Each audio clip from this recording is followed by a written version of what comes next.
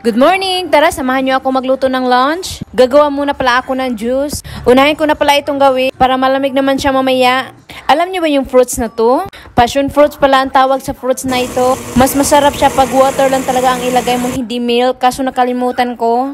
Next time na lang gagawa ako ng juice tapos tubig naman ang ilagay natin.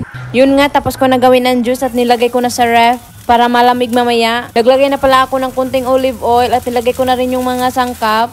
Then mix ng konti, din ilagay yung luya. Konting luya lang ang ilagay natin kasi hindi sila mahilig sa luya. Hindi sila mahilig sa luya kasi nga iba yung mga recipe nila dito, iba yung pagkain. Yung mga Pinoy, bawat luto may luya talaga papawala ng langsa. Pero di ako sure kung totoo ba. Tulad nitong niluto ko, need talaga ng luya.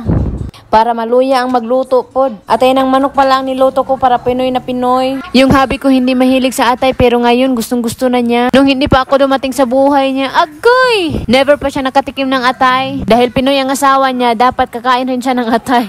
Pero unang tikim niya sa atay, nagustuhan naman niya. Masarap daw kasing sarap ko to ara.